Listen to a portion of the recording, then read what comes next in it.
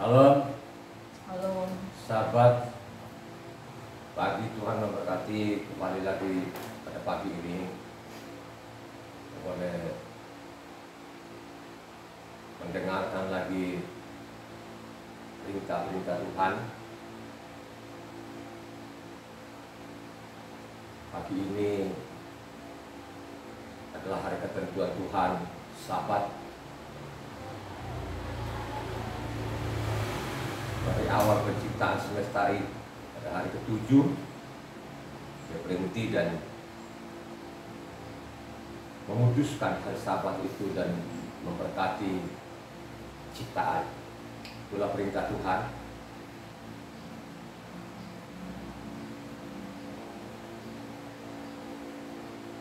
Saya sudah baca kitab suci ini 158 kali. Saya teliti isi kitab suci ini dan Kejadian sampai Wahyu selama 22 tahun. Minggu depan sudah masuk lagi 159 kali. Di tahun ini bisa 160 kali. Saya teliti selama 22 tahun. Ternyata buku yang kita baca ini banyak sekali kesalahan-kesalahan di dalam. Apakah itu disengaja atau tidak sengaja, tidak tahu. Yang pasti banyak sekali. Apakah itu sesuai nubuatan Tuhan bahwa kitab suci ini sudah diperkosa? Faktanya demikian. Ya, pada waktu saat teliti, khususnya kalau kita baca di Injil di sana, Injil itu sudah banyak sekali yang diputar balikan. Selama 22 tahun saya teliti kitab suci ini. Kalau saudara membaca hanya sekedar baca, tidak teliti di sana, makanya saudara anggap saja itu namanya Injil atau kesaksiannya nelayan-nelayan itu. Oh, itu perkataan nelayan begitulah. Ternyata saya teliti. Jadi tulisan asli dengan kutipan sana banyak sekali yang berbeda. Apakah itu disengaja atau tidak disengaja? Ya faktanya seperti itu. Yang kesaksian nelayan-nelayan atau kitabnya rasul-rasul lah, ya, atau yang Injil. Injil itu kan kabar baik. Saya teliti itu Injil itu apa sih? Kabar baik itu.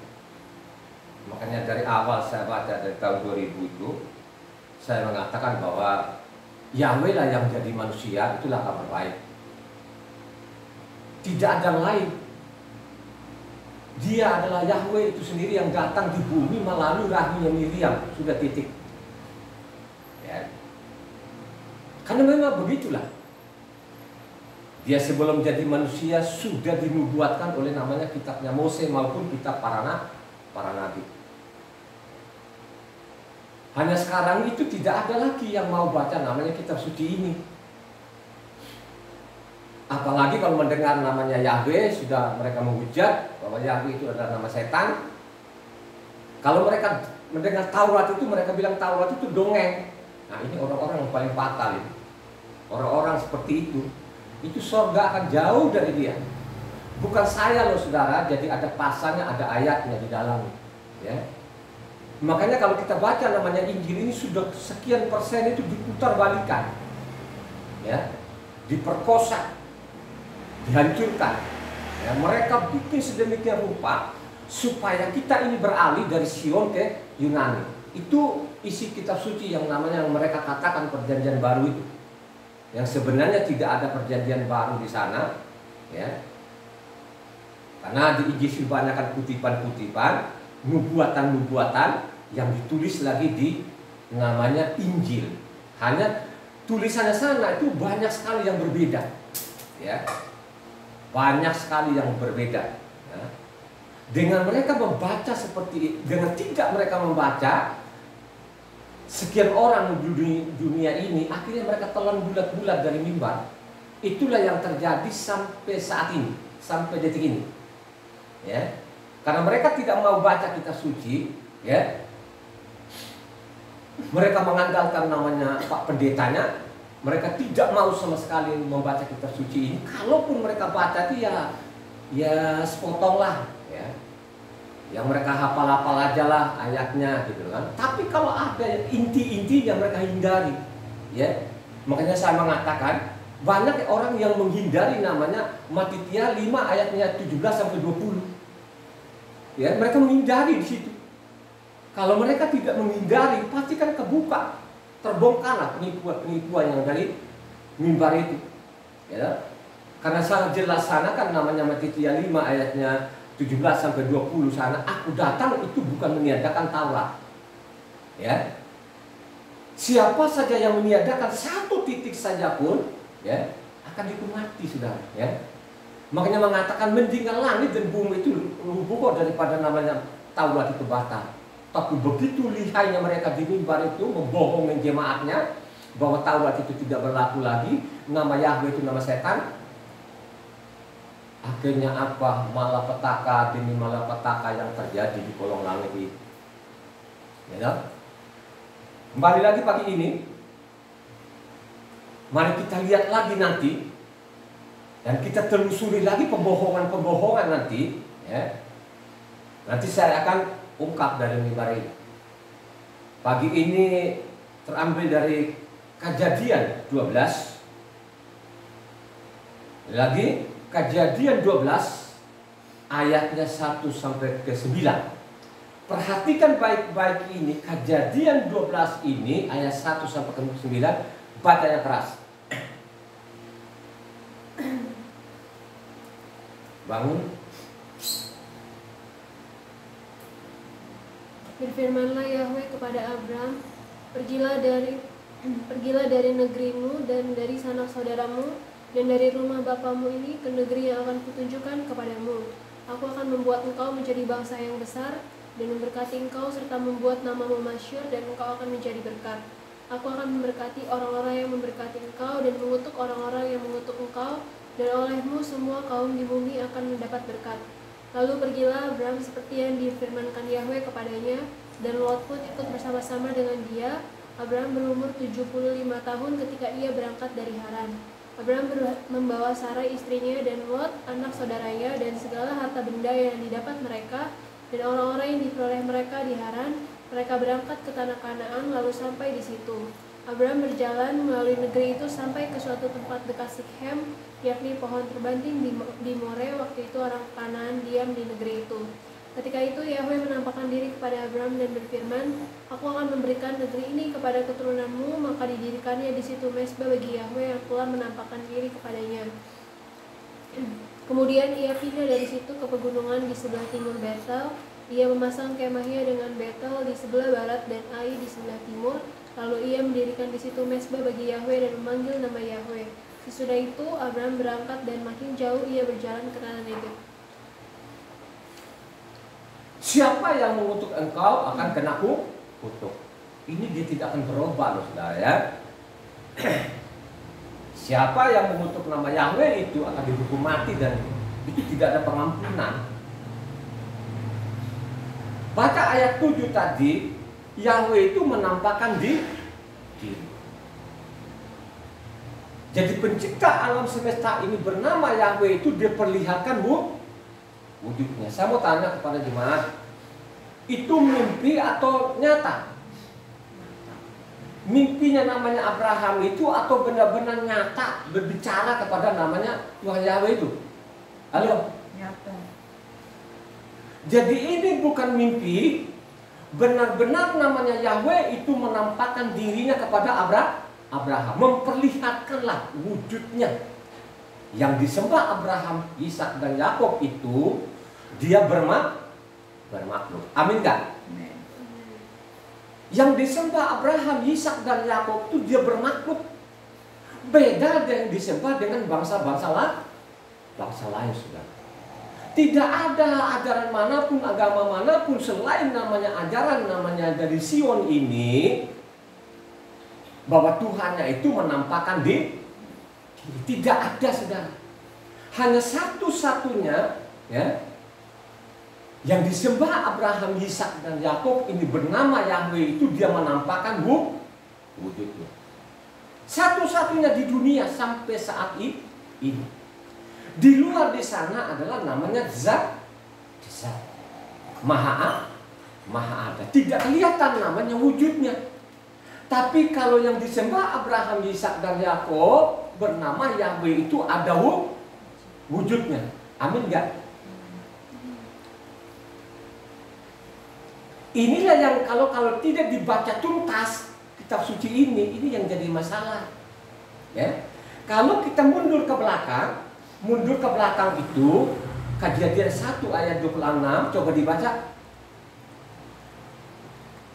Kejadian 1 ayat 26. Berfirmanlah Tuhan, baiklah kita menjadikan manusia menurut gambar dan rupa kita, supaya mereka berkuasa atas ikan-ikan di laut dan burung-burung di udara, dan atas ternak, dan atas marubumi, dan atas segala binatang melata yang merayap di bumi. Jadi kalau kita baca namanya Kejadian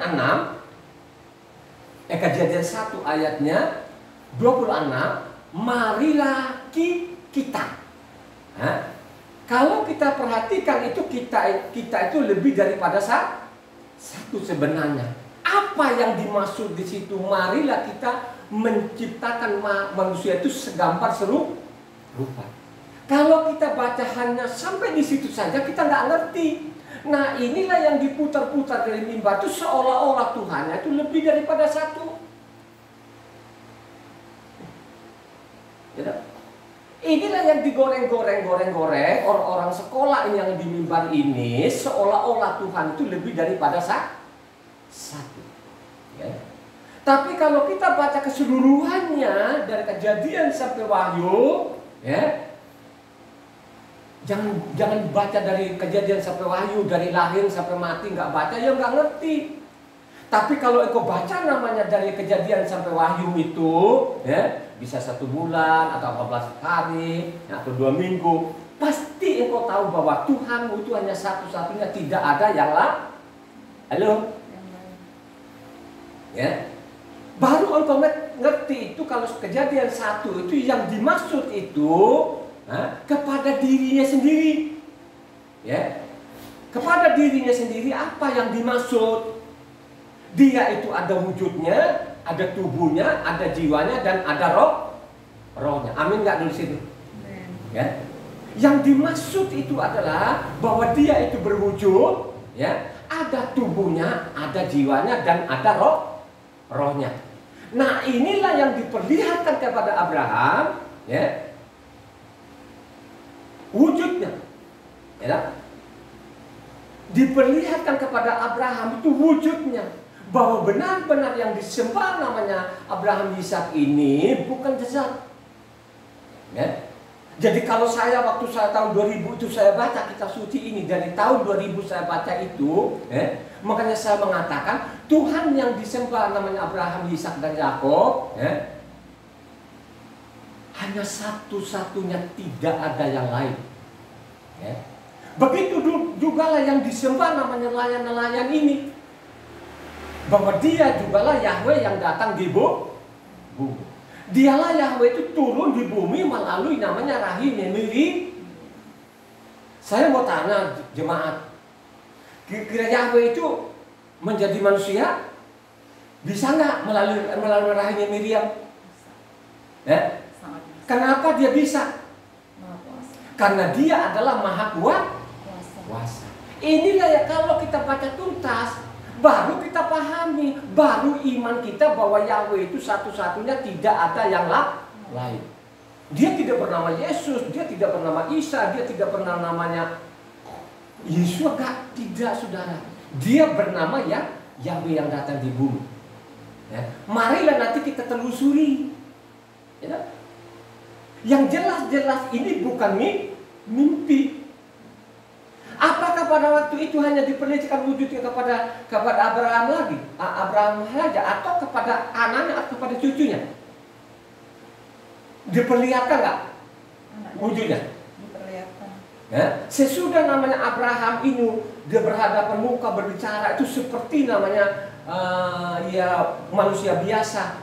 Apakah batas itu atau Masih ada lagi yang melihat wujud Tuhan ini.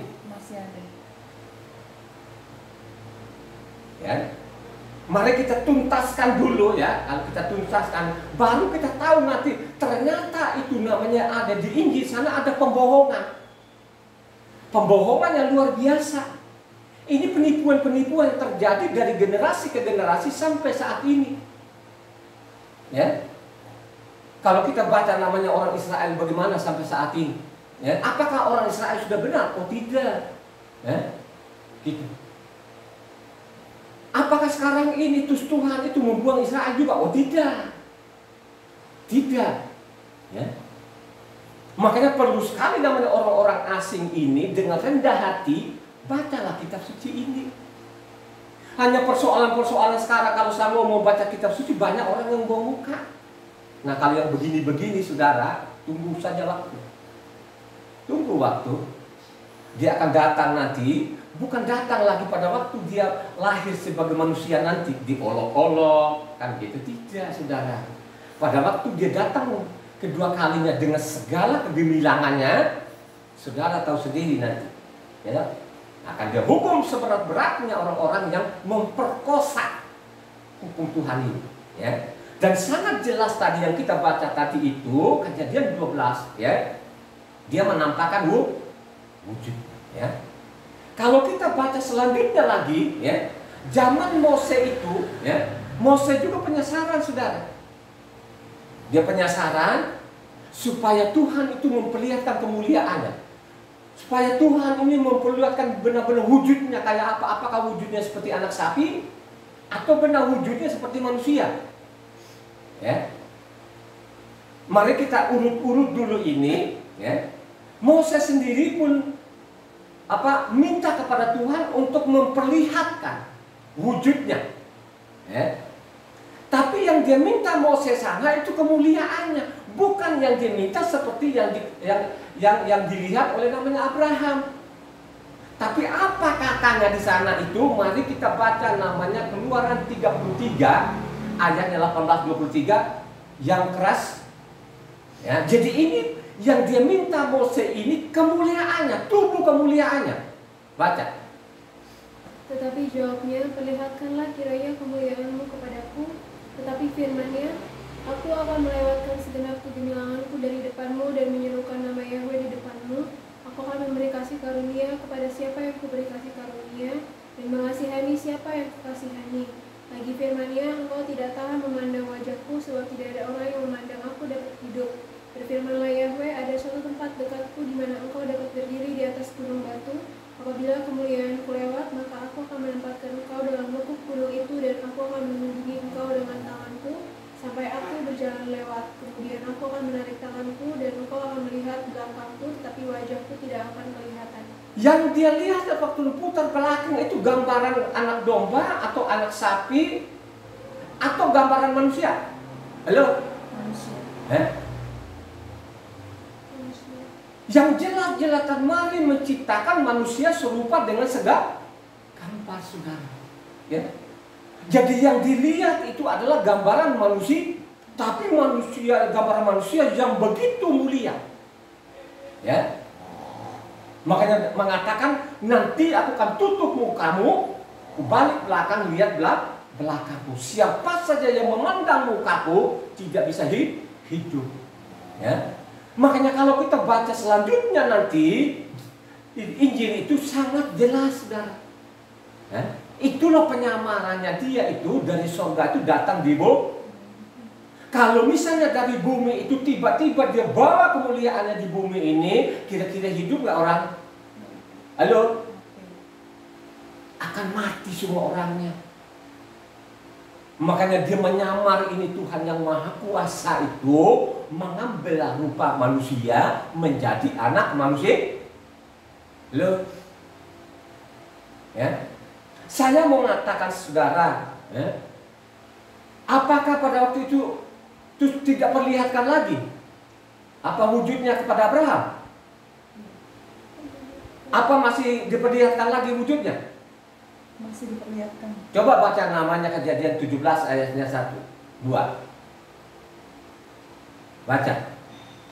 Ketika Abraham berumur 99 tahun, maka Yahweh menampakkan diri kepada Abraham dan berfirman kepadanya. Dan dia menampakkan diri lagi. Pada waktu dia janjikan nanti akan memperoleh anak saudara. Dia adakan perjanjian di situ. Kalau kita baca namanya Kejadian 17, ya. Makanya ada sunat di situ, ya. Diadakan perjanjian, dijanjikan seorang anak laki-laki. Dia menampakkan dirinya lagi, ya. Ya. Apakah pada waktu menampakkan diri itu masih dia ingat gak? Ayat 7, pasal 17. Kelihatannya masih ingat, ya. Beda namanya Kejadian 18 ayat 1 sampai 3, ya. Coba Kejadian 18 ayat 1 sampai 3. Kemudian Yahweh menampakkan diri kepada Abraham dekat pohon terbanting di Mamre, sedang ia duduk di pintu kemahnya waktu hari panas terik. Ketika ia mengangkat mukanya, ia melihat 3 orang berdiri di depannya. Sesudah dilihatnya mereka, ia berlari dari pintu kemahnya menyongsong mereka, lalu sujudlah ia sampai ke tanah, serta berkata, Tuanku, jika aku telah mendapat kasih Tuanku, janganlah kiranya lampaui hamba-Mu ini. Jadi pada waktu mereka datang ke 3 orang itu mimpi atau nyata? Halo? Nyata. Hah? Nah 3 orang ini 3 orang ini sama nggak mereka ini wujudnya? Sama. Atau antara satu beda dengan yang 2 orang? Sama. Sama. Pada waktu mereka datang itu dia tahu nggak bahwa Yahweh lah yang berhadapan dengan dia? Yang kayak kalau namanya Kejadian 18. Enggak tahu. Tidak tahu saudara. Dia tidak tahu, ya. Makanya pada waktu namanya Yesua, kalau kita baca namanya di Injil sana, pada waktu dia bangkit itu dia berubah-ubah. Makanya banyak murid-muridnya yang tidak kenal saudara, ya. Ya. Jadi sangat jelas sekali di sini kalau namanya di Kejadian 18 sana mereka tidak dikira saja ini tamu-tamu biasa yang lewat daerahnya dia atau rumahnya dia, saudara. Ya. Makanya ada kata Tuhan, saudara. Tapi kalau saudara baca tadi Kejadian 18 tadi itu, kalau saudara baca dari 16-nya sampai ke 33, disitulah Tuhan apa ya? Memberikan namanya hikmat, ya kan gitu. Baru dia sadar ternyata satu ini adalah Yahweh itu sendiri. Dia tidak kata Tuhan lagi, tapi di situ dari 16 sampai 33 kata Tuhan, ya. Ya, kalau kita baca namanya Kejadian 18 ayatnya 16 sampai 33, ya. Terus kedua orang ini kemana? Halo. Tadi ada 3. Sekarang Tuhan Yahweh ini bicara dengan namanya Abraham. Dia bilang, Tuhan, kalau ada orang di sana 50 orang di sana di Sodom dan Amora, kira-kira Tuhan hukum nggak? Jawab apa? Tidak menghukum. Sampai terakhir, kalau ada 10 orang di sana di Sodom dan Amora, kira-kira Tuhan hukum nggak? Juga tidak menghukum. Akhirnya apa? Benar nggak ada 10 orang yang orang benar di Sodom dan Amora? Ada 10 orang nggak? Ternyata tidak ada. Makanya saya mengatakan itu tadi pertama kalau kita baca tadi ini Kejadian 18 tadi itu, waktu Tuhan itu menampakkan dirinya kepada Abraham. Abraham awalnya tidak tahu bahwa dia adalah Tuhan Yahweh itu sendiri. Ya kan? Baru ayat 16 sampai 33 baru dia sadar. Gitu. Kalau satu ini adalah Yahweh itu sendiri, sedangkan 2 orang adalah malah malaikatnya. Kok kita tahu ada 2 orang ada malaikatnya? Baca selanjutnya namanya di Kejadian 19. Coba baca 19 ayat 1. Kedua malaikat itu tiba di Sodom pada waktu petang. Lot sedang duduk di pintu gerbang Sodom, dan ketika melihat mereka, bangunlah ia menyongsong mereka. lalu sujud dengan mukanya sampai ke tanah. Nah ternyata tadi ini kalau kita baca namanya Kejadian 18 ayat 16, 30, 33 ya, akhirnya mereka berpisah ini ya. Tuhan Yahweh mungkin kembali lagi ke surga sana, sedangkan dua malaikat itu menuju ke Sodom Amorra, saudara. Ya. Jadi namanya Yahweh ini berulang-ulang kali menampakkan dirinya juga kepada Ishak, menampakkan dirinya juga kepada namanya Yakub, saudara. Ya. Sangat jelas saya mencatat ini, saudara. Saya tidak terlalu mendetili ini. Kalau kalian berarti kan nggak cukup 2 jam, saudara. Ya toh? Kalau saya mencatat semua ini, ya, jadi saya ambil inti-intinya saja, kan begitu. Ya. Supaya kita tahu ada pembohongannya di sana di Injil itu, seolah-olah Tuhan itu tidak bisa dilihat sampai saat ini. Loh, sampai saat ini dari mimbar membohongi orang, seolah-olah Tuhan itu tidak bisa kelihatan. Memang tidak bisa kelihatan katanya. Ya toh? Siapa penjahat ini? Ya? Akhirnya mereka samakan. Oh, Tuhan yang disembah Abraham, oh sama dengan bangsa sembahan yang lain lagi. Ini perbuatan-perbuatan orang asing ini. Ya? Yang jelas-jelas tadi ini Tuhan yang disembah Abraham, Ishak dan Yakub itu dia berbentuk berwujud dan dia benar-benar menampakkan wujudnya, bahwa dia adalah benar-benar wujudnya seperti manusia. Ya, ya. Jadi jelas-jelas tadi yang ditulis, yang diminta oleh Moses tadi kemuliaan, ya, tubuh kemuliaannya. Ya. Tapi apa dia loloskan juga? Dia loloskan, saudara. Ya, dia loloskan. Dia menampakkan gitu loh. Nah, tapi dia bilang tidak bisa muka. Daripada lu penyasaran, udah deh tak tutup dan kulit belakang deh, supaya jangan kau penyasaran bener ini. Ya. Terus siapa lagi yang melihat dia? Ada lagi nggak? Selain tadi namanya Moses tadi, ada lagi nggak yang bisa melihat dia? Ada. Ya, coba kau baca namanya 1 Raja-Raja 22 ayat 19 yang kencang. Kata Mika, sebab itu dengarkanlah firman Yahweh. Aku telah melihat Yahweh sedang duduk di atas tahtanya dan segenap tentara surga berdiri di dekatnya, di sebelah kanannya dan di sebelah kirinya. Yang dilihat oleh Mika itu anak domba, anak sapi, atau benar-benar rupa manusia? Ini sangat-sangat jelas dia melihat namanya yang mau diputar kemana, mau dijungkir-jungkir balikin kemana? Ya, coba saudara, ya. Begitu juga Yesaya 6. Coba baca Yesaya 6 ayat 1 loncat ke 5. Ini nabi loh, saudara. Mika ini nabi. Yesaya ini seorang nabi. Yesaya 6 ayat 1 sampai ayat 1 loncat ke 5. Dalam tahun matinya Raja Usia, aku melihat Tuhan duduk di atas tahta yang tinggi dan menjulang, dan ujung jubahnya memenuhi bait suci. Ayat 5. Lalu kataku, celakalah aku binasa, sebab aku ini seorang yang najis bibir, dan aku tinggal di tengah-tengah bangsa yang najis bibir. Namun mataku telah melihat sang Raja, yakni Yahweh semesta alam. Artinya mereka itu bukan saja yang melihat wujudnya ini namanya Abraham, ada nabi-nabi lain juga yang melihat, saudara. Ya. Selanjut lagi, Amos 7 ayat 7. Inilah yang diperlihatkannya kepadaku, tampak Tuhan berdiri di sebuah tembok yang tegak lurus dan di tangannya ada tali sipat. Dan yang dilihat itu adalah wujudnya wujud seperti manusia, saudara. Gitu? Baca lagi Amos 9 ayat 1. Kulihat Tuhan berdiri di dekat mezbah dan dia berfirman, pukullah hulu tiang dengan keras sehingga ambang-ambang bergoncang, dan bentukkanlah itu ke atas kepala semua orang, dan sisa-sisa mereka akan kubunuh dengan pedang. Tidak seorang pun dari mereka akan dapat melarikan diri, dan tidak seorang pun dari mereka akan dapat meluputkan diri. Ternyata bukan namanya Abraham saja, nabi-nabi lain juga melihat, sehingga namanya Tuhan yang disembah Abraham, Ishak dan Yakub itu dia berwujud dan bermakhluk, dan benar-benar dia perlihatkan wujudnya.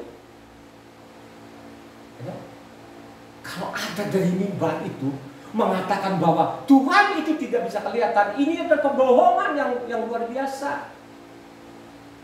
Mereka bohong dan bohong ini. Ya. Maka saya mengatakan itu Injil ini sudah diperkosa. Jadi Taurat ini sudah diperkosa sampai kepada siapa? Sampai Nabi siapa? Yohanes. Diperkosa ini saudara. Gitu? Kalau engkau baca Matius 11 ayat 12, coba yang kencang kerasnya. Suara keras. Sejak tampilnya Yohanes Pembaptis hingga sekarang, kerajaan surga diserong dan orang yang menyerongnya mencoba menguasainya. Coba sekarang terus diserong, terus diperkosa, terus diperkosa. Begitu juga lalu Luka 16 ayat 16. Hukum Torah dan kitab para nabi berlaku sampai kepada zaman Yohanes, dan sejak waktu itu kerajaan Tuhan diberitakan, dan setiap orang menggagahinya berebut memasukinya. Menggagahi, memperkosai saudara. Ini yang ditujukan kepada namanya bangsa Israel. Tambah lagi sekarang orang asing ini lebih lagi saudara, memperkosa lagi. Memutar balikan semuanya. Yang jelas-jelas tadi mereka melihat namanya pencipta alam semesta ini, dia berwujud bermakhluk. Tapi kalau kita baca namanya di Injil, beda lagi saudara. Coba baca Injil Yohanes 1 ayat 18. Tidak seorang pun yang pernah melihat Tuhan, tetapi anak tunggal Tuhan yang ada di pangkuan Bapa, dialah yang mengatakannya. Mengatakan di situ tidak ada orang yang bisa melihat. Ini pembohongan dan penipuan yang luar biasa. Makanya banyak orang yang mati konyol sampai saat ini. Baca lagi namanya Yohanes 5 ayat 37. Bapa yang mengutus aku, dialah yang bersaksi tentang aku. Kamu tidak pernah mendengar suaranya, rupanya pun tidak pernah kamu lihat. Ya kan? Coba seolah-olah itu tidak pernah melihat. Ya. Ini adalah pembohongan yang luar biasa. Makanya itulah yang dinimbat sekarang itu seolah-olah tidak bisa. Yang pencipta alam semesta itu tidak bisa kelihatan dia. Ini penipu-penipu ini yang luar biasa ini, yang membunuh-bunuh orang ini. Ya. Dia cari pengikutnya sebanyak mungkin, dia bunuh itu orang-orang itu. Coba Yohanes 6 ayat 46.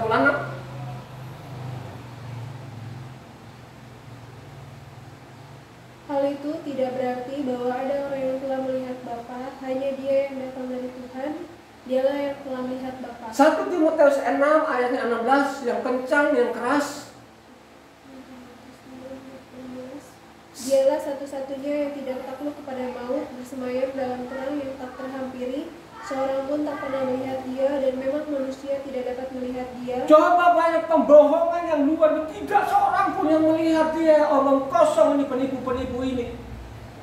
Ya. Saya mau sampaikan ini. Ya. Nanti di Facebook itu dia mau coba-coba membantah. Ya. Dia berhadapan dengan saya. Dia bawa kitab yang sama.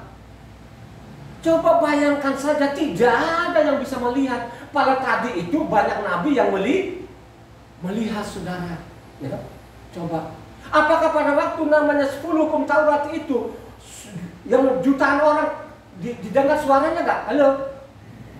Halo? Hah? Yang jutaan orang itu pada waktu dia mengatakan 10 hukum Taurat, didengar enggak suara itu?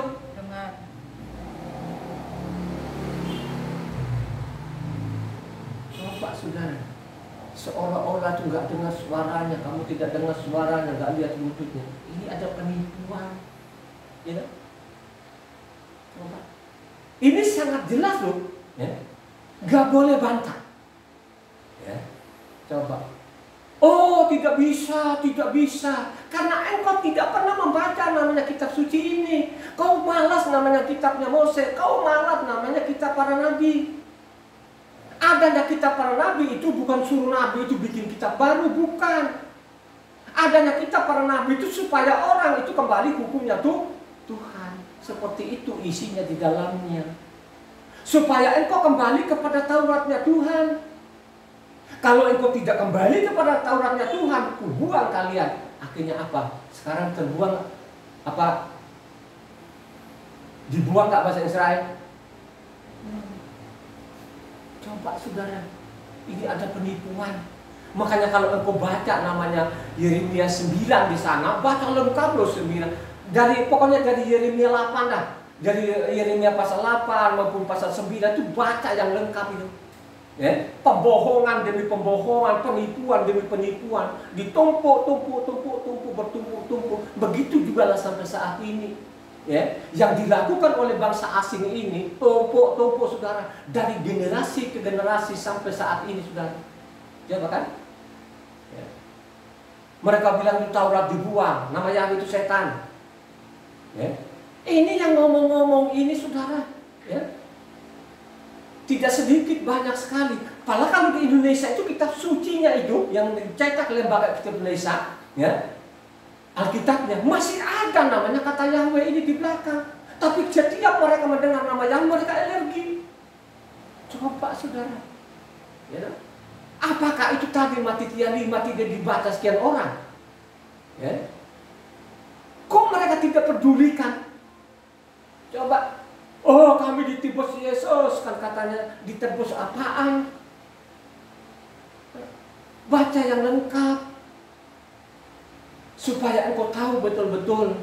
Makanya dia bilang, datang di bumi ini jangan kau menyimpang ke bangsa lain. Carilah domba-domba Israel itu. Ya, dia sudah tahu nama orang asing ini, kepala batu. Ya, dia sudah tahu. Sudah ada pasalnya dan ada ayatnya untuk orang asing. Ya. Coba, ini saja pun orang Israel yang melihat mata kepala dan laut itu dibelah, berontak. Coba makan mana setiap hari, berontak juga coba. Apalagi orang asing yang tidak pernah lihat itu. Akhirnya apa? Ya, hancur. Coba sekarang kan, coronanya belum selesai, ada lagi panas. Coba, peperangan di mana-mana. Apakah tidak dinubuatkan itu? Sudah dinubuatkan. Makanya engkau ini jangan kau keraskan hatimu, gitu. Coba sekarang itu kan, kalau yang namanya di mimbar itu saudara, wah itu yang diagung-agungkan, ya. Coba, ya. Yang di mimbar-mimbar itu yang diagung-agungkan. Para orang bilang terkutuklah orang yang mengandalkan manusia. Kalau kau baca Yeremia 17 di sana, terkutuklah orang yang mengandalkan manusia itu. Maka saudara, sekarang itu yang dibangga-banggakan. Oke lah, boleh kau banggakan. Kalau sesuai isi kitab sucinya, itu gak ada masalah. Tapi kalau kau pembohongan tadi itu tidak bisa namanya lihat Tuhan, itu kau bohong. Kau bohongin orang. Ya, coba kan. Kalau kau sekolah itu kan supaya kau ungkapkan kebenaran sesungguhnya. Ini bukan. Sekolah itu untuk mempermanenkan lagi dosa. Akhirnya banyak orang yang mati. Coba, mati karena penyakit, mati karena celaka, malapetaka, saudara, jungkir balik. Ya. Makanya kalau kita baca di sana Yeremia tulis, memang bangsa yang jahat itu lebih suka mati nih. Bangsa yang jahat ini lebih suka mati. Ya. Sebenarnya bangsa ini aku mau angkat dia supaya dia jadi terkenal dan terpuji, tersohor, tapi dia tidak mau katanya. Bangsa yang jahat ini. Coba saudara, ini yang dia katakan ini Israel biji matanya. Ya, coba kita lihat sekarang kan, coba. Kalau ada yang mengutuk Israel rame-rame juga orang Kristen mengutuk. Nah kalau kau sudah kutuk itu pasti akan kena kutuk saudara. Jangan. Ya. Coba. Beliam bilang, hei Beliam, jangan kau kutuk, sudah diberkati bangsa ini. Ya. Jangan kau kutuk, sudah diberkati bangsa ini. Makanya namanya Israel, jangan sosokan kita orang asing. Lo ini tidak termasuk di dalamnya. Lo jangan angkat-angkat diri untuk menggeser kedudukan nama orang Israel. Baca kitab suci dengan benar baik. Ya, apalagi kau menyimpang dalam Tauratnya. Lo tidak pernah mendapat itu. Ya, bukan saya loh, ada tulisannya di dalamnya. Makanya peringatkan Rasul Saul itu, Rasul Saul bilang kepada orang asing, jangan kau sok tahu. Jangan engkau sok tahu orang asing. Ya. Dengan tegar tegurnya ini kamu punya kesempatan, kamu berusaha. Ya. Sudah diperingatkan. Tapi begitu sekarang orang asing makin menjadi-jadi, coba mau selamat, ya.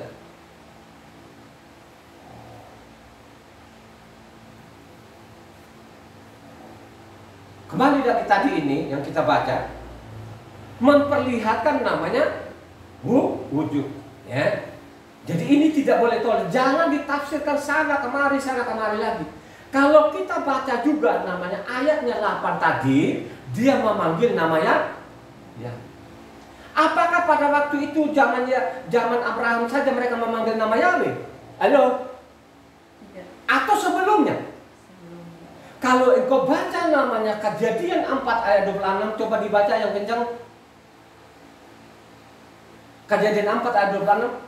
Lahirlah seorang anak laki-laki bagi Set juga, dan anak itu dinamainya Enos. Waktu itulah orang mulai memanggil nama Yahweh. Jadi pada waktu namanya Set lahir itu, ya, mulai memanggil nama Yahweh. Kalau ada sekarang itu, oh tidak boleh kita panggil nama Yahweh, ini adalah pembohongan, penipuan. Termasuk juga namanya orang Israel ini. Yang dia katakan tadi ini bangsa-bangsa jahat itu lebih suka mati ini. Ya. Makanya pada waktu dia datang 2 kali, waktu datang di bumi ini dia menyamar jadi manusia. Kalau engkau baca namanya mati ya 13 sana, benar nubuatannya Yesaya ini. Benar nubuatan Yesaya ini. Bangsa ini. Ya. Kalau engkau baca namanya Yesaya, namanya 6 ayat 9 sampai 12, coba baca yang kencang.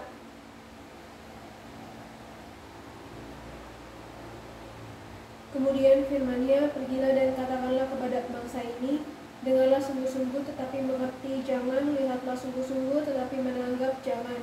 Buatlah hati bangsa ini keras dan buatlah telinganya berat mendengar, dan buatlah matanya melekat tertutup supaya jangan mereka melihat dengan matanya dan mendengar dengan telinganya dan mengerti dengan hatinya lalu berbalik dan menjadi sembuh. Kemudian aku bertanya, sampai berapa lama ya Tuhan? Lalu jawabnya, sampai kota-kota telah lengang sunyi sepi, tidak ada lagi yang mendiami, dan di rumah-rumah tidak ada lagi manusia, dan tanah menjadi sunyi dan sepi. Yahweh akan menyingkirkan manusia jauh-jauh sehingga hampir seluruh negeri menjadi kosong. Dan jika di situ masih tinggal 1/10 dari mereka harus sekali lagi ditimpa kebinasaan. Namun keadaannya akan seperti sampai negeri ini kosong. Kosong nggak negeri itu? Ditumbuh nggak rumput tempatnya bait suci yang begitu megah yang dibangun oleh Salomo? Sampai ditumbuhin rumput sampai detik ini, saudara. Itulah yang dimaksud di sana. Roma 11 ayatnya 25. Coba baca yang keras lagi. Itu yang dimaksud di situ. Ini untuk orang asing. Sebab saudara-saudara, supaya kamu jangan menganggap dirimu pandai, aku mau agar kamu mengetahui rahasia ini. Sebagian dari Israel telah menjadi tegar sampai jumlah yang penuh dari bangsa-bangsa lain telah masuk. Coba kan? Supaya kamu masuk. Kamu tidak tahu suatu saat nanti dia datang berdamai sama anaknya ini, kalian ini akan gak masuk. Kalau engkau baca namanya 26, 27, coba Roma tadi. Dengan jalan demikian seluruh Israel akan diselamatkan, seperti ada tertulis, dari Sion akan datang penebus, dia akan menyingkirkan segala kefasikan daripada Yakub. Bukan dari Yunani, tapi dari Sion, saudara. Sion itu kota kekal. Tidak mungkin nanti kau dari sini ini kau ke Roma, kau ke Yunani. Kenapa saya mengatakan ini? Kalau kita baca namanya Injil, diarahkan kita ke menuju ke namanya Yunani, saudara. Ya. Kelihatan sekali ini pembohongan ini. Apakah peterjemah yang sengaja? Atau memang dia tidak tahu? Kalau saya lihat ini memang diarahkan kita untuk namanya ke Yunani-Yunanian, supaya nama Israel itu dibuang. Ya. Kalau kita baca tadi Yohanan tadi yang kita baca tadi, karena katanya Tuhan tidak bisa dilihat. Tapi kalau engkau baca namanya Yohanes 1 ayatnya 41 sampai 42, coba dibaca, kelihatan sekali ini, saudara. Ya, waktu saya teliti namanya kitabnya rasul-rasul ini, nelayan-nelayan ini sudah dibengkokin, diputar balik. Coba baca di situ. Kelihatan sekali untuk diarahkan kita ke Yunani atau Roma. Baca. Andreas mula-mula bertemu dengan Simon saudaranya dan ia berkata kepadanya, kami telah menemukan Mesias, artinya Hamasia. Ia membawanya kepada Yeshua. Yeshua memandang dia dan berkata, Bukan Hamasia, tulisannya di situ, coba tulisan aslinya kitab itu. Kristus. Coba baca. Andreas mula-mula bertemu dengan Simon saudaranya dan ia berkata kepadanya, kami telah menemukan Mesias, artinya Kristus. Ya, jadi kelihatan sekali itu artinya ini kan disodorkan, ini saudara. Jadi seolah-olah ini Yunani, Roma itu punya peranan penting dalam ini perusak namanya. Baca 42-nya. Ia membawanya kepada Yeshua. Yeshua memandang dia dan berkata, engkau Simon anak Yohanan, engkau akan dinamakan Kefas, artinya Petrus. Coba saudara, ini kalau kalian disodorkan tuh Yunani ini. Kitabnya yang mereka punya perjanjian baru dipaksa kita ini untuk meninggalkan dari Sion. Untuk namanya melegalkan sekarang perbuatan-perbuatan jahat ini, mereka tinggalkan nama Yahweh, sabatnya tidak ada, pondok daunnya tidak ada, kan begitu. Padahal di dalam kitab suci itu masih ditulis. Seperti contoh namanya Yesua itu ibadahnya bukan minggu, tapi ibadahnya sabatnya. Sabat. Ya? Kalau engkau baca Luka namanya 4 ayat 16 sangat jelas di situ. Menurut kebiasaannya dia tiap sabat itu masuk rumah ibadah itu mengajar pakai namanya Taurat dan kitab para nabi. Dia mengajar pakai Matitia sampai Wahyu, atau dia mengajar pakai kitabnya Mose dan kitab para nabi. Kan ketahuan di situ kalau kau baca tadi Luka 4 16 17-nya kan dia bukan namanya kitab Yesaya. Kitab Yesaya, kitab para nabi kan. Ini bagian daripada taktik-taktiknya mereka pembunuh-pembunuh ini, sehingga orang tidak mau lagi. Coba kan. Makanya saya mengatakan itu apa nggak? Ada nggak yang mereka baca namanya di Facebook itu? Ya? Ada mungkin dia baca. Habis itu dia buang mukanya. Ya?